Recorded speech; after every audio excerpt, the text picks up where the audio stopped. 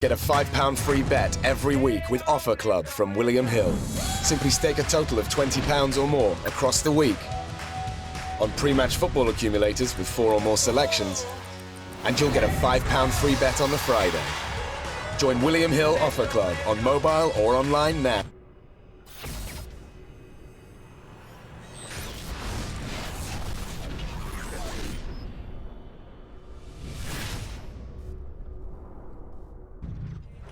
James Held at IFL TV in association with Macklin's Gym Mobile. With me I've got trainer Joe Gallagher. We're here in Scotland.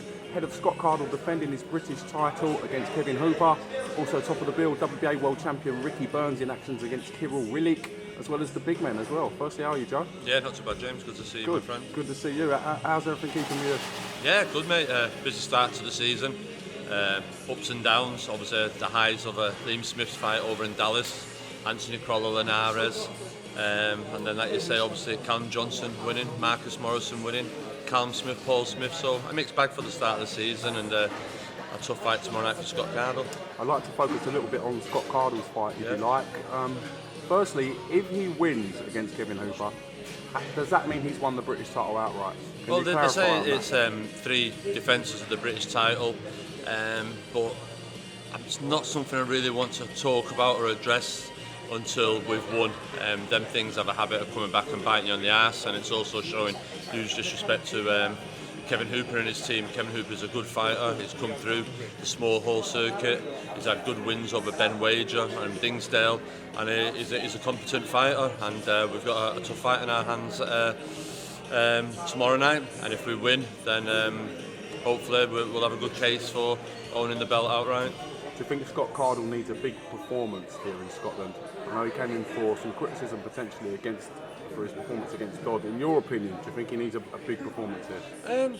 I think he needs a win first and foremost, and very much like a lot of people say, sometimes there's no point boxing great and looking great and losing.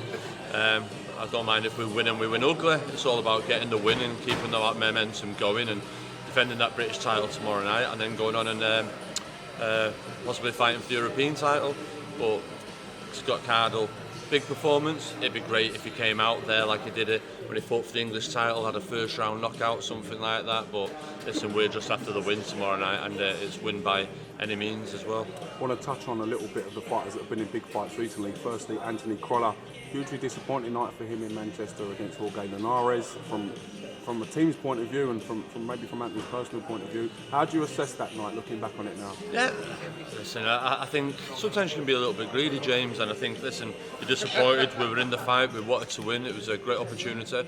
But then the other side of it is, look where Anthony Crolla's come from, look where he is. 2 years ago, who would have thought that? We were in the ring there, the belts beside us were in touching distance, the ring, the diamond, the WBA, and great crowd again, 12,500 in there, and atmosphere, and what a great fight. And listen, the better man won other night, no qualms about it. It was a close fight. It was swinging both ways, one round Linares, another ways Crolla. Crolla got buzzed with a shot high up in the head in the 6th when Crolla was on a really good round. Crolla came back well then, round 7, 8, 9, and we just needed one of them last few rounds to possibly get the draw or nick the fight. And Linares, what a fighter he was. There's times when he opened up there, you just thought, you know what, you're class here. We're watching someone really special here, and he's travelled so many continents, won so many world titles in so many different weights, and he is a class fighter. And at the end of the day, you got to put your hands up and say, listen, we lost to the better man on the night. I think Anthony was back in the gym yesterday, he's in good spirits, and knowing that we've got the rematch, and that's got to happen next year, it makes things a little bit easier to take, because we've got a chance to go out there and put some things right in the rematch in the new year, and it's one that we're looking forward to. Rematch is all confirmed now, everything's done with that? Yeah, the rematch, as far as it's contractual wise, it's in it. I think there'll be clearance from the WBC and the WBA, and that's it. The rematch will happen. I think it's all depending on Linares and his hand injury, but no, as far as we understand it, contractually wise, everything else wise, Crolla and Linares too will happen in the new year. As a proud Mancunian, I know Anthony's a proud Mancunian, is there any regret that the Flanagan unification fight didn't take place when it could have potentially No, not really. I think if you give any fighter the opportunity to fight for the Ring Magazine belt, WBC Diamond, not many people get that opportunity to ever fight for them titles and them belts. And against the number one, Terry Flanagan isn't the number one in the lightweight division. And the records suggest and the ratings suggest Jorge Linares is, and Anthony Crolla wanted to test himself against the best in the world and an opportunity to win all them belts, and he's got to get a second bite of the cherry to do that. So that's it. There's big fights out there for Terry to fight in the meantime. He can have a unification with Robert Easter Jr. There's Rancis Bartholomew to fight. There's great fighters in the lightweight division that Terry can go and win some titles against out there in the meantime, whilst waiting for the winner of Crolla Linares. Let's talk a little bit about Liam Smith. Very brave performance from him out in Dallas, and won a lot of new fans of the way he conducted himself and the way he approached the fight. What's next for Liam Smith now? Liam, I think you've seen him this week. He started to get itchy knuckles already. I think with the news of a Stevens World Title fight, Liam a couple of hours later on Instagram saying, right, I'm sick of me 2 weeks now. I want to get back in the gym and get stuck into it. I see the other day Pacquiao WBO said, if Canelo gives up, it looks like Cotto may fight for the belt, and I'm like, nah, we'd want to have a touch of Cotto as well. I'd really love Liam Smith to get in the mix for Cotto, and I was saying to Liam, wouldn't that be funny, both you and Cotto, your last fights were losses to Canelo Alvarez, and it's very much the two bridesmaids fighting each other, so no, it'd be a good fight, but Liam just wants to get in there. Liam didn't let me down. I said all the way in that fight, I've got the right kid with the right temperament for the big stage, and Liam Smith showed that night. Listen, we got caught with a world-class body punch by a world-class fighter, but Liam covered himself in glory. But very much like Liam and Anthony, it's not something like Anthony put it. Don't like celebrating losing. We lost, but the good thing for Crolla, he's got a chance to put it right, and I know Liam's itching to get in the mix, and if you offered Liam Smith a Canelo fight again, he'd snap his hands off, because Liam knows the fight was going the way that he wanted it. You've heard his sound bites, and at the end of the day, the fine margins and errors at that level are very, very small, and Liam paid the price in that fight with a world-class body shot, and there's nothing you can do with that. Liam Smith, Kell Brook, potentially down the line, is that a fight that interests Team Smith, so to speak? We've seen some great sparring footage of them both, no doubt, but is there any legs in that? Yeah, listen, Liam Smith's is a fighter, isn't he, first and foremost, and any fighter, if it makes sense, money-wise, title-wise, I'm sure it's a good fight. Liam Smith, Kell Brook is a big fight.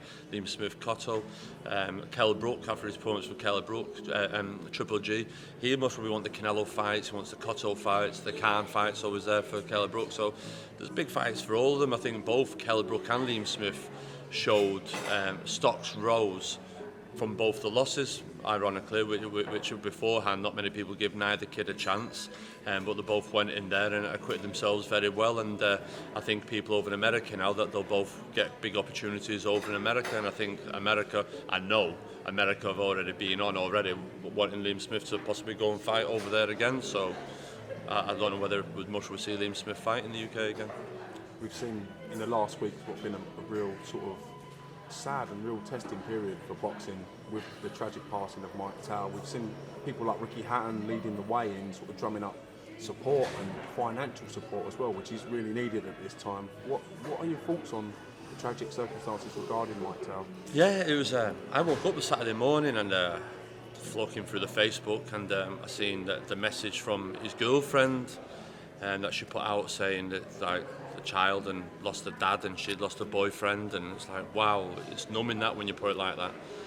And then I seen some like the coaches and criticism. I spoke to Gary Lockett, spoke to Victor Loughlin, and all of them devastated, shocked, and straight away people out there wanting to blame or point a finger, whether it be the trainers, the managers and the promoters, and up and down the country, week in, week out, small hall shows, everything else, we have fighters get into the ring, and you've got people on social media that are quick to have a go at fighters and opponents and everything else, but I've always said, and I make it quite clear, we're involved in a sport that technically is legalised killing. Like it up or dress it up any way you want, that's what it is. It's boxing, it's a beautiful sport at times, but sometimes it's brutal and ugly, and I think Mike Towell there, it's come out now saying he had headaches before it, but sometimes the scenario can be played out, and lots of trainers will most probably identify with this to an extent. The trainer will be last to know if a fighter's got a headache, okay? And if he did know or there was an injury, the trainer must say, listen, I'm pulling you now. The fighter will turn around and go, no, you're not, I need the money. So the trainer will speak to the promoter and go, listen, I'm thinking about pulling out the fighter, he's not well, he's got an injury, he's carrying this. The promoter must turn around and say, if you pull him out of this show, it's the last time he'll ever fight on one of my shows. And then all of a sudden, you've got this scenario where the trainer's possibly trying to want to do the right thing for the safety of the fighter, but has been told by the fighter, no, I need the money. I'm not saying this is the case for Mike Towell, I mean, first and foremost, but there's fighters out there with young families and don't know where the next pay-in comes, and they're relying on that purse, whether it be £1,000, £1,500, £2,000, whatever it is. But they're wanting that payday, that little bit of a bumper, so they don't want to pull out, they think, oh, well, it'll be all right. And then the trainer then obviously then is saying to the promoter gives it. So I think the trainer then, it's dead easy to point the finger at the trainer, but the trainer's trying to do the right thing, but then is being governed and being paid by the fighter. And if you say to the fighter, I'm not being involved, that causes disruption before a fight. The promoter and the managers think you're being an arsehole for being like that, and it's always, he'll be all right, he'll be all right, he'll be all right. And then it's only these type of situations where I'm not saying they could have been avoided, but with the news of the headaches before it, I bet no one knew that. I bet it was only his girlfriend.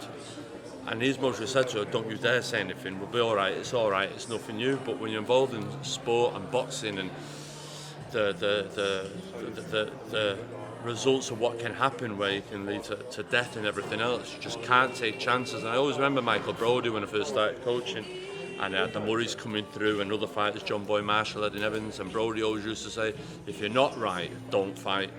The circus will move on, leave town and go to another show the week after and you'll be forgotten about, but if you're not right, don't fight. And that's always stuck with me, and I always feel, and I feel with the fighters, we had a chat in the gym this week, you always think, oh, it won't happen to me, it'll be somebody else, but that's a reminder that it does happen. And the British Boxing Board of Control are, like, in my eyes, one of the best in the world, and it can still happen in this country. And it's a timely reminder that fighters out there, don't cut corners, do the weight right, don't dehydrate, keep hydrated, drink plenty of fluid, do your diet right. Your trainer's only telling you to do things for the right reasons, okay? And cutting corners, eventually you get found out. And you've got to be hand on heart knowing that you've gone in there, because when things go wrong, everyone's looking for someone to blame. And whether it be the referee, or whether it be the trainer, the manager, the promoter, that's just nature. And it's just so horrible what's happened, but it's also a timely reminder to people who think that they can cheat and cut corners in the preparation. You can't prepare because you're going in there and you're going to battle. And like I said, every time you're going into the ring, you're putting your health, your career and your life on the line.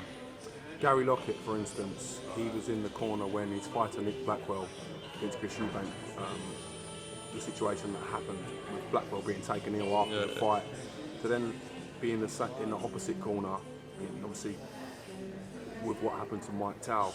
How do you sort of deal with that as a trainer and as a man? And not only that, but in the short space of time, and also Victor Loughlin was the referee for both things, and it's just, I've been on the end of it with Anthony Crolla and Kieran Farrell, and that was shocking. Me and Kieran, great and everything else now, and he made a great recovery, and I think that's due to the stuff that they've put in place with the British Boxing Board of Control. But for Gary Lockett, it's sometimes, I hate the sport at times, the brutality of it. The lads win the fight sometimes, when Paul Smith was fighting Andrew Ward, come out to go on, the cuts, the blood, you just think, God, this is somebody's child here, no matter how old they are, 32, this is somebody's dad, this is someone else. I hate that side of the brutality and everything else of it, and most of you question yourself the reason why you're doing it or you're involved in it, but when it's done right and everything's right, it's a beautiful sport. When you see great performance and two skilled athletes, finely tuned, and technically very good at it, it can be one of the most beautiful things to watch in the world. But at the same hand, I'm sure Gary Lockett is there and thinking, God, what were we involved in this for? And only I can't talk because it never happened to me on the other side of it.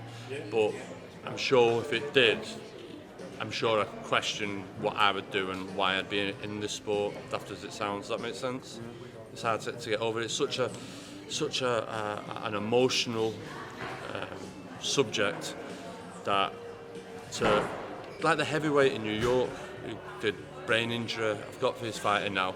They're suing everyone left, right and centre for the reasons for him dying. I forgot the name of the fighter, the big heavyweight in New York, but he suffered a brain injury and everything else now, and that's just horrible that people, like Mike Towell's missus, the boyfriend, the son's dad's gone off to work, like fighters up and down this country this weekend are doing. I'll be back at 1 in the morning, 2 in the morning, go to a show, waiting on the day, have a sandwich, can of Red Bull, get in the ring fight, get the money and go home. Well, Mike Towell never went home, and that's quite disturbing.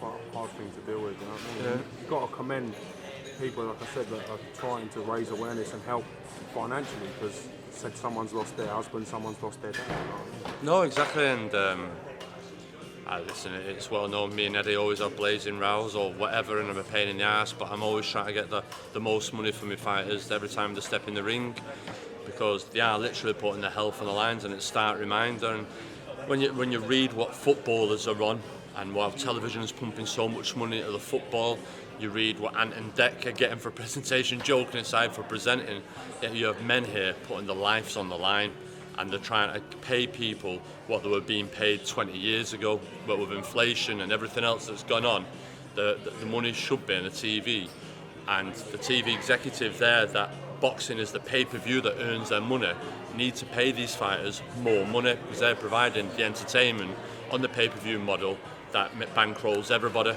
that helps them bid for the football bids and things like that. Does that make sense? I don't want to go off in different tangents, do you know what I mean? But that's what annoys me a little bit, that boxers are still fighting on purses that were 10, 15, 20 years ago, and it needs to be put up, Rose. About 10 years ago, Mickey Cantwell and Barry McGuigan set up a boxers union where boxers would pay into something to help less boxers less fortunate. And with the amount of money at the top end of the sport in comparison to the bottom end of the sport, do you think something like that would help fighters beneficially in this day and age? Because before, fighters were earning less money and it was too much for them to put in out of their purses, but with the money at the top end of the sport now, would you like to see something like that happen? Some sort of fund to help these lads out?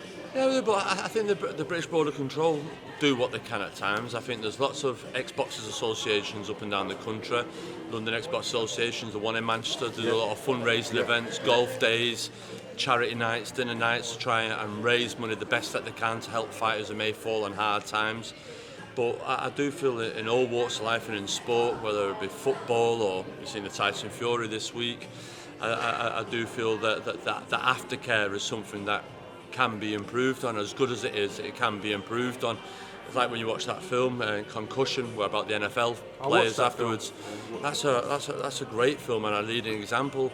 Our boxers are human beings, but they're going to war, and the trauma and the fights and the hard fights, it's hard to deal with afterwards, and a lot of people sometimes think there's nobody to talk to, and Tyson Fury must have thinks there's nobody to talk to, but I bet Tyson Fury's phone is red hot at the moment with people offering help, counselling, come and speak to me and everything else, because you know and I know, James, for a male to stand up and admit that they need help, people judge it as a sign of weakness, and for somebody to be the world heavyweight champion to say that, the most we're looking to seek, and social media is such a horrible thing known these days that you just get slaughtered for it, so it's even harder to come out and admit I've got a problem. But it's not just in boxing, like we say with Tyson Fury, you've got the likes of Paul Gascoigne in football, Ronnie O'Sullivan, Alex Higgins years ago, Ian Botham, do you know what I mean? So all over the years everyone's had the problems, it's just being able to put the hand up and go and seek help, and making sure that it's okay to say, listen, I'm struggling here. And people like the Prime Minister, President of America, they've been groomed all their lives, media training, how to deal this, how to deal that, they have people to talk to. Boxing a working class man's sport. Football is all of a sudden the thrust into the media spotlight. I think Tyson Fury created his world heavyweight champion, he's got all this media, all this money, not talk to anyone. I don't know the ins and outs, but it's an awful lot to put on somebody's shoulders. We've seen it with Mike Tyson over the years, do you know what I mean? And in all walks of sport, do you know what I mean? Working class kids having it all put on this weight of the world on their shoulders, and every movement being scrutinised, this and everything else, where all the more professional people have always have people around them, media training, spin doctors, everything else, and that's it. Listen, Joe, I really do appreciate you talking to me so honestly and frankly about the situation, because I know it's a hard thing for everyone to sort of to talk about. Yeah, it's a horrible sport, and you always wish and hope that everyone goes through a fight, an event, and comes out with their health intact and everything else. And it's very rare now in the UK because of the great job the British Boxing Border Control do. But it's also a reminder that it can happen. And like in the gymnasium, my fighters always say, you've got to be on it. You've got to be on it. Prepare right, eat right, diet right. Everything else is just. And that's a reminder that it can happen to anyone. It isn't a story that, oh, we read it happened in Africa or America, it's not going to happen. It's a timely reminder in the UK, and I don't think there's much more the board can really do, really. I don't think the only thing that's in Boxing News this week I agree with is, like Adam Booth, who were over in Dallas with Canelo, they allowed electrolyte drinks in the corner, and I think that's the only other thing that they could do over in the British Boxing Board of Control, and I think make more regular check weigh-ins, I think, is something else as well. Do you know what I mean? So I think they're the only two things that they could fine-tune a little bit more to make the sport completely safe. Joe Gallagher, thank you very much for your time today, mate. Yeah, no problem, mate. Best of luck for your lads tomorrow. Yeah, cheers, thank you. Yeah, we'll see you at the venue. Thank you, mate. Yeah, no problem. Cheers, James. Thanks.